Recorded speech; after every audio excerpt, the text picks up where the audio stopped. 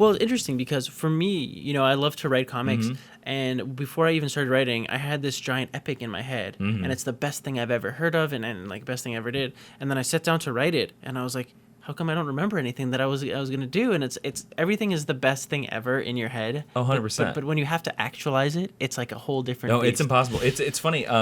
So you stumbled upon this. Very funny because I have something that's very similar to this. I kind of cracked this a couple years ago, and I think that the comic book series Saga, right? Of course. Everybody knows it. Brian K. Vaughan Fiona and Staples. Fiona Staples. One of the best comic books of all time. Yes. Possibly, I think there are some arguments about some other series, but possibly maybe the best comic book being published right now. There are some other comic books that could slip in there, but whatever. A great comic book. Yes. One of the definitely top 5. Yes. Definitely top 52. I think I cracked the secret of Saga a couple of years ago. Okay. And why it is so damn good. And it lines up with that point that you just said where you tried to write this giant saga that you had in your head and you couldn't pull it off. I've been in the same place. I think Saga is Brian K. Vaughan's epic that he's had in his head since he first started writing. And the reason it's so good and the reason why it knocks our socks off is because he waited on it. He waited. He left it in his head, and he let himself become a better writer until he got to the point where some part of his head was like, you know what? I think I can do Saga now. I've got Why the Last Man out of my way. I've got Ex Machina out of my way. I've done some Batman, done a little bit of Green Lantern over here. I think I'm ready to handle Saga. I think I can do this. But if Saga had been his first comic book, No way. would have failed. Would have failed immediately. And I have the same way. Like, I have a graphic novel that I've been working on for a long, long time, and it's about my experiences in Iraq. And I have tried to write a different version. I tried to make it a play, tried to make it a film, tried to make it a TV show, and every time I failed. And I think I finally boiled it down.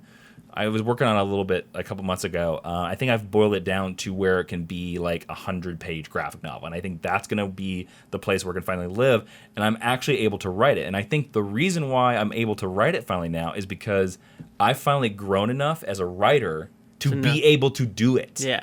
Or to be able to get out of my way. And I think Saga's the exact same thing. I think Saga is the dream comic that Brian K. Vaughan wanted to write for years, but he felt He wasn't ready. he wasn't ready for it. He wasn't, or a good enough writer to be able to pull it off successfully. And I think that's the reason why it's so good. I think it's the reason why every issue rocks. I think it's why it surprises people, is because he's putting so much energy into it, because it's the one he's wanted to do for years. That's interesting. Yeah. That's an interesting take on it. Yeah, there's my secret theory of Saga. There you go. I have a different secret theory. Let's go. All right. About Saga? Yeah. Okay, go. I think Saga is successful because of its schedule. Oh, they're taking the breaks. I think the breaks are huge. Okay. As a fan of Saga, okay, one of the biggest barriers to entry for me in comics is the jumping on point.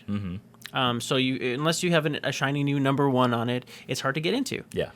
Saga takes a break, and they take a break and release a trade. And so you can catch up in trades a lot quicker, and you can kind of remember a lot more of a story when you're going there. So whenever they take a break, so I think Because they do 6 months on, 6 months off? They do. Now they're taking a year off right now. They're taking a year off now, but it used to be they would do 6 issues monthly, if I'm not mistaken. Take 1 issue off, drop the trade, take another issue off.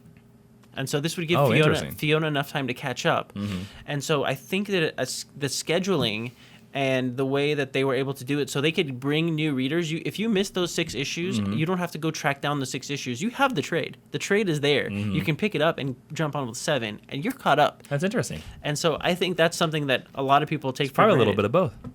Yeah. I think we figured out the secret to I Saga. think we did. The secret sauce. One and two. We need to go make our own sagas now. I mean, it's not like we can go to Brian K. Vaughan and be like, we figured it out. He's like, okay, boys, here's millions of dollars. Here you go. I love it. Don't tell anybody. Certainly don't put it on a YouTube channel or a podcast. No. What have you done?